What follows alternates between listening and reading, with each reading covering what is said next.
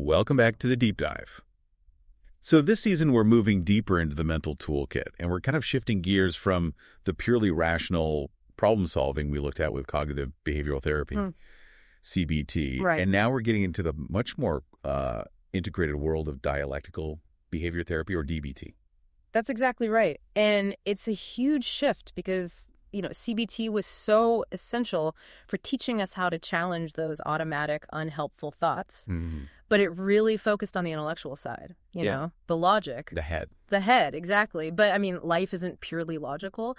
So with DBT, we have to bring the emotional side, the heart, the gut feeling back into the conversation. And that's instantly where the fight starts, right? Yeah. The rational mind looks at the emotional mind and thinks it's, messy, unreliable. Volatile, yeah. And the emotional mind looks at the rational mind and sees it as cold or dismissive.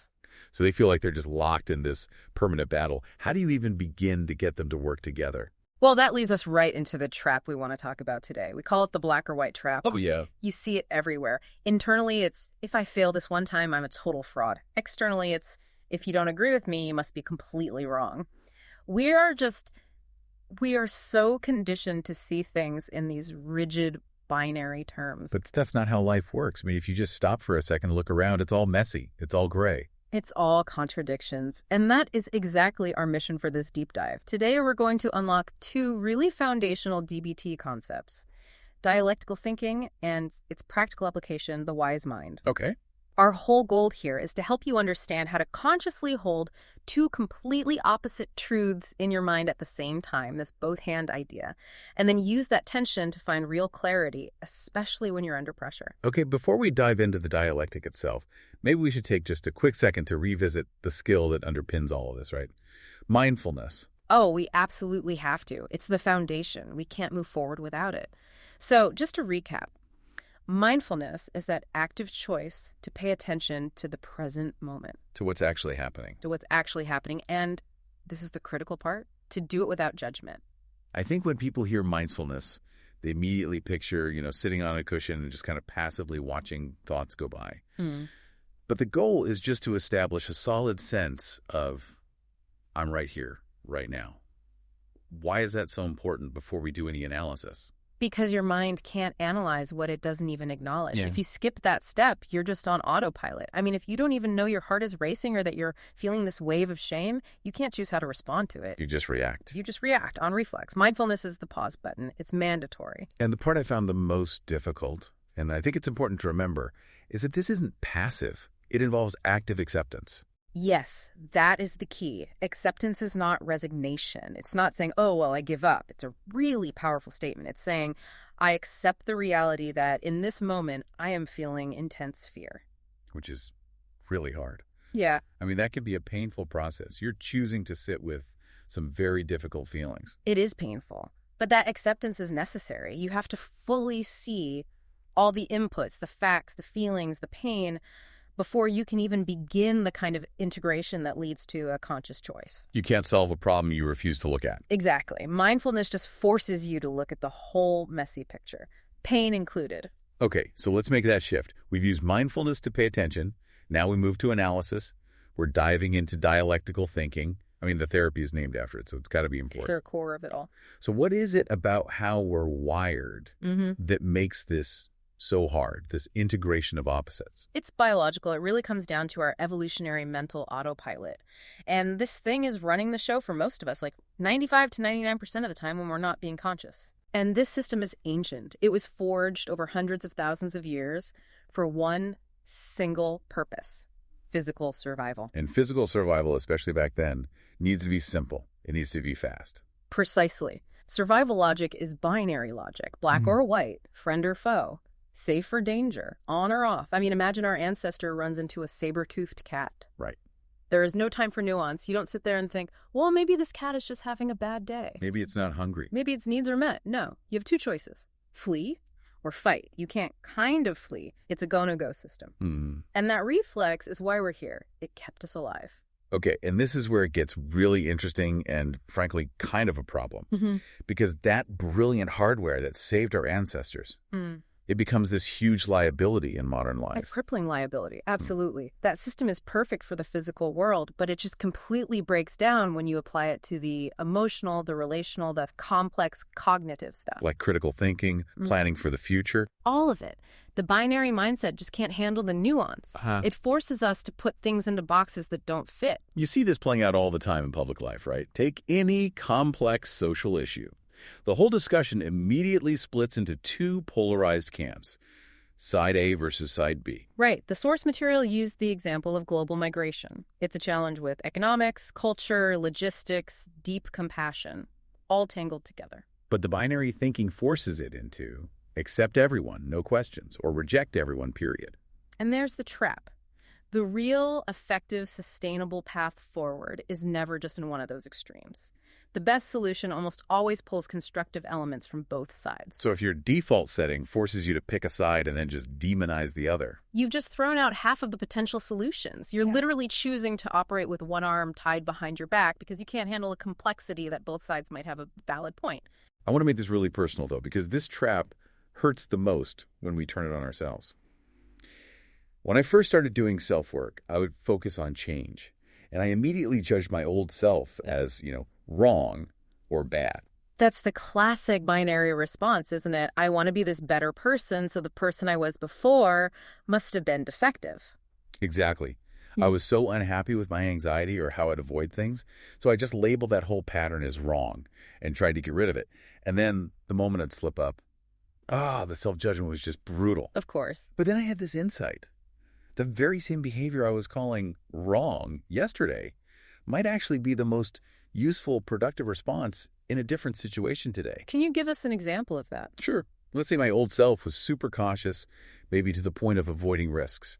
In my new role, I need to be innovative, so I label that caution as wrong. But then I walk into a high-stakes negotiation, and suddenly my cautious nature, my ability to spot risk and hit the brakes, is the one thing that saves us from a financial disaster.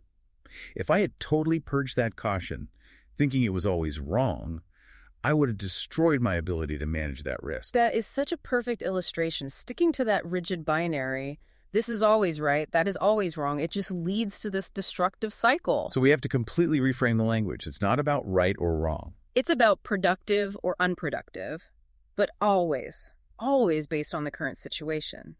The goal isn't to kill the old you.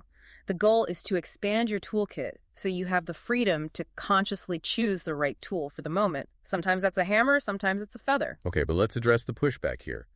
We still have to make decisions, right? Yeah. You can't just sit on the fence forever.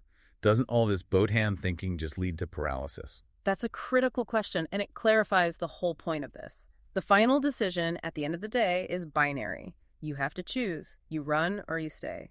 You take the job or you don't. Right, you have to commit. Exactly. The point of dialectical thinking isn't to get rid of that final choice. It's to make sure that the choice you make is conscious, that it's informed by everything, the logic, the emotion, the facts, before you commit.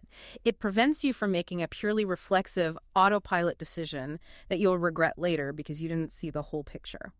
So now that we've set up the problem, this tyranny of either, let's properly define the solution, dialectical thinking.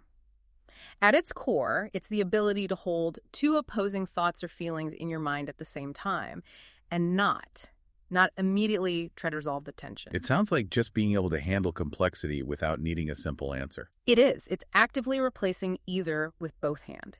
It's an act of deep psychological integration, accepting the whole reality, even the parts that feel contradictory.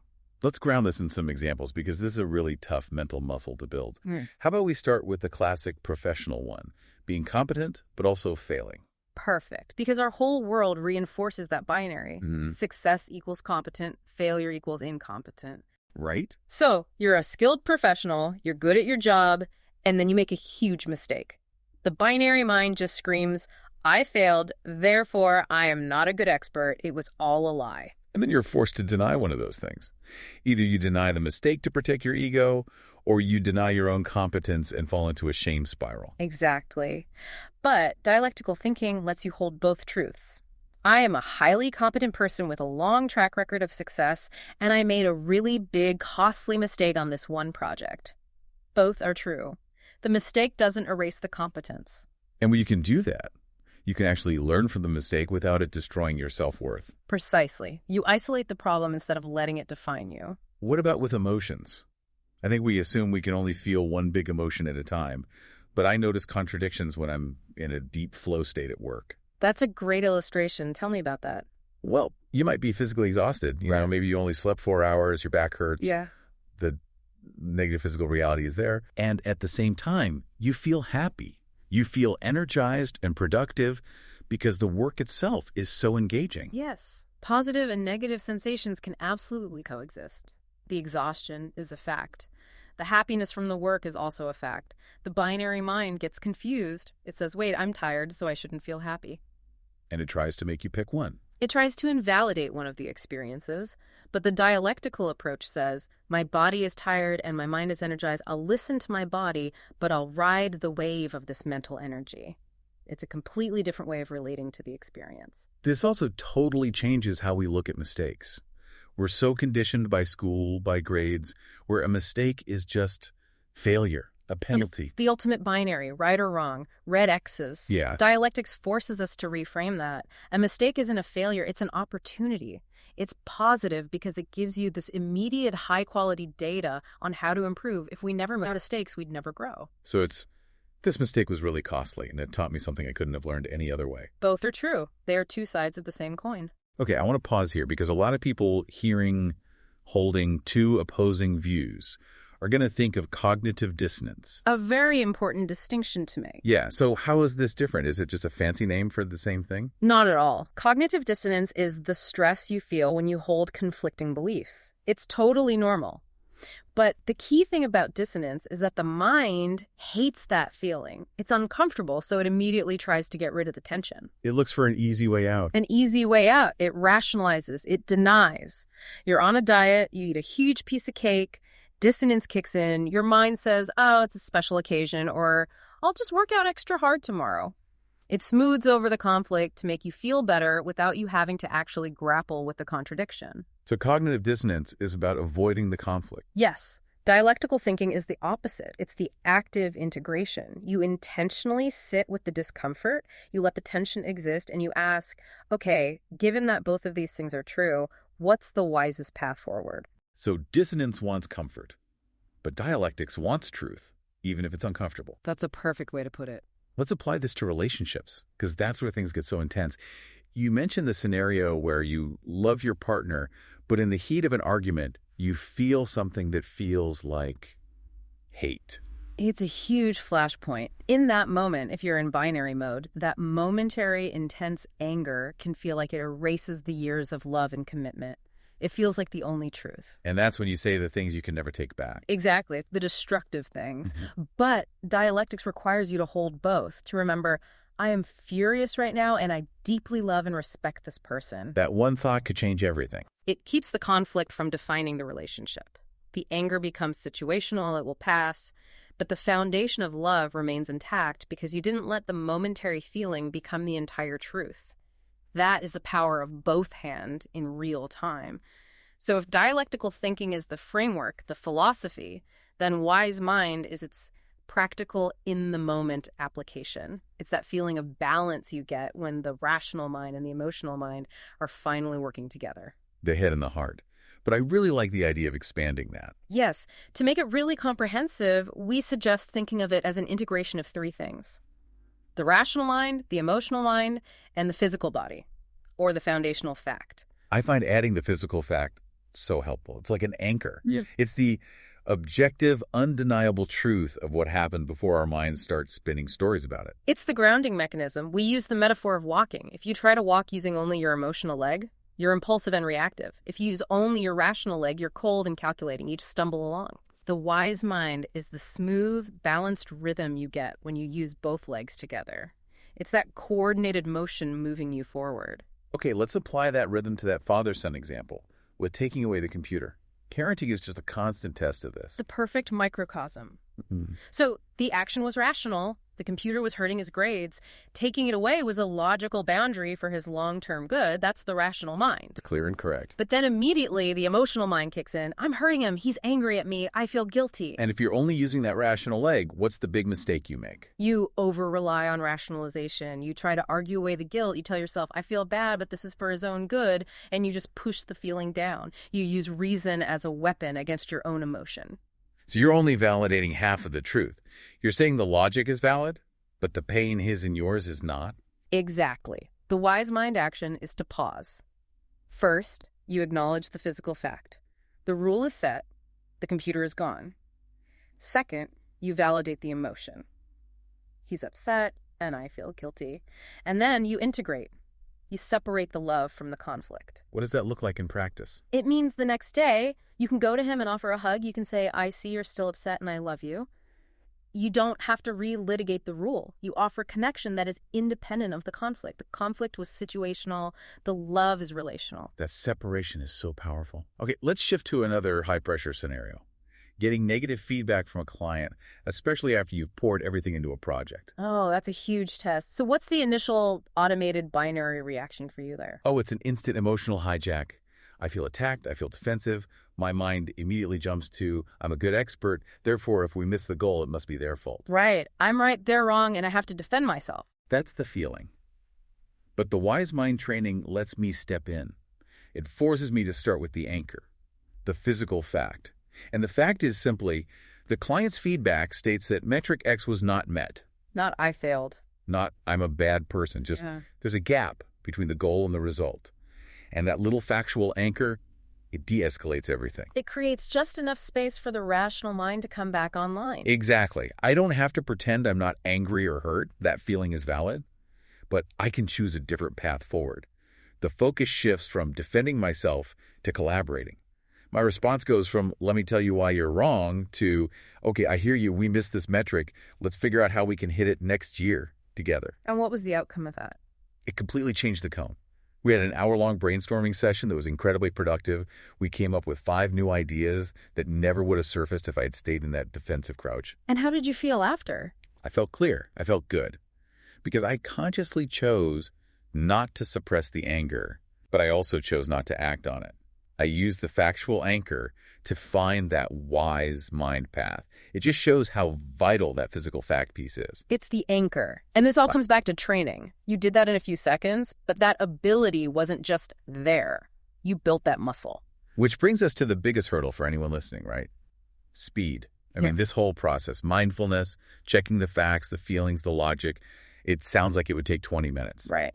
But in a real crisis, this has to happen in like 1 or 2 seconds. It does, and that's why it requires routine. This isn't just intellectual, it's conditioning. You don't build physical muscle by reading about it once. You need hundreds of reps.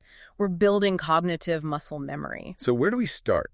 What's the first practical step to building that muscle so we can actually use it in real time? When you feel that stress, that binary fight or flight kicking in, you have to start with the most undeniable thing. What are the facts? We call it the physical check-in. Forget your feelings for 1 second. What was the exact data point? What was the exact action taken? State the objective truth, not your story about the truth. That fact becomes the anchor that slows down the emotional hijack just enough for the wise mind to have a chance. It creates that tiny gap, and in that gap is where choice lives. Okay, so let's get into a couple of specific exercises to break down that rigidity. The first one is about shifting perspective. Finding the good in the opposite. This is a classic dialectical exercise. The goal is to identify a person or situation that really irritates you because they represent the polar opposite of how you operate. So let's stick with the perfectionist and the slacker colleague. Okay, so the challenge isn't just to judge them, which is what I would automatically do. It's to force myself to find something genuinely constructive or valuable in their approach. Right. So if you're the perfectionist, constantly stressed, what positive lesson is that slacker teaching you? Well, they're teaching me about proportional effort. They're showing me the value of relaxing, of not tying my entire self-worth to a perfect outcome. They get that 80% is often better than 100% when you factor in the stress saved. You see the contradiction. They might be lazy, but they're also demonstrating a kind of freedom that you don't have. They're preserving their energy. So I'm not trying to become a slacker. I'm just trying to learn how to access that 80% gear when I need it, instead of always being stuck on 120%. Exactly. It's about gaining access to all the tools, even the ones you currently judge. Now for the second exercise, which is way harder because it involves actually doing something, exposure, or do the opposite exercise. Because just thinking about it isn't enough. You have to feel it in your body to really break down the rigidity. And this is where my personal story comes in.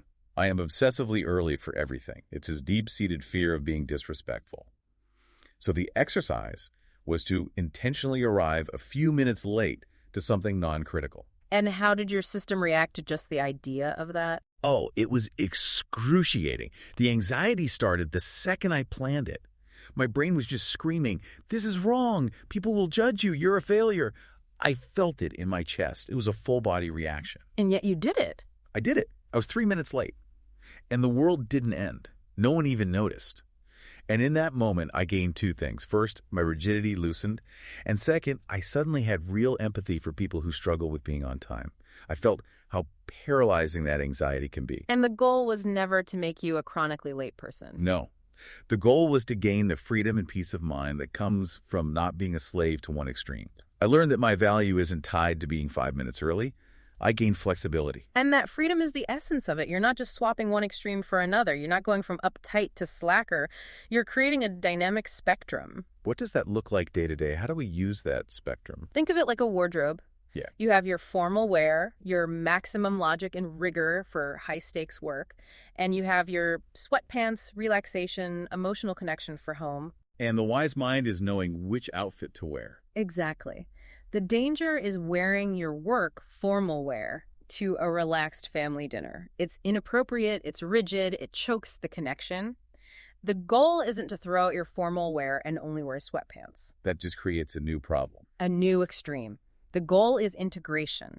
The wise mind gives you access to the whole wardrobe and the wisdom to choose the right outfit for the occasion. So this brings us to the end of this whole first module of DBT, which has really been about attention and clarity. We started with mindfulness, and then we explored the freedom of dialectical thinking, and finally we learned how to apply it with the wise mind. And as we wrap this up, I really want to emphasize one final thing. Please be patient with yourselves. These are not simple tricks. We are rewriting neural pathways that have been there for millions of years. This cognitive muscle does not grow overnight. It takes time and practice. Time, consistency, and hundreds of those small repetitions. So be gentle, stay curious, and keep experimenting. That's how you build the strength for when it really counts. It takes time, but the freedom you gain is absolutely worth the effort. So next time, we're moving on to the second DBT module, and it's maybe the one people are most desperate for. Distress tolerance. This is the critical next step. Distress tolerance is the first aid kit. These are the tools for when you are in a genuine crisis, when you're so emotionally overwhelmed that you can't possibly do a wise mind check. So if the wise mind is the long-term training philosophy, distress tolerance is the set of tools you use right now to just survive the moment without making things worse. It's the life raft. It helps you get through the storm until you're calm enough to use your wise mind again. Perfect. Well, thank you for joining us on this deep dive. We really hope that you found this journey into your own wise mind as insightful as we did. We'll see you next time. What? Well,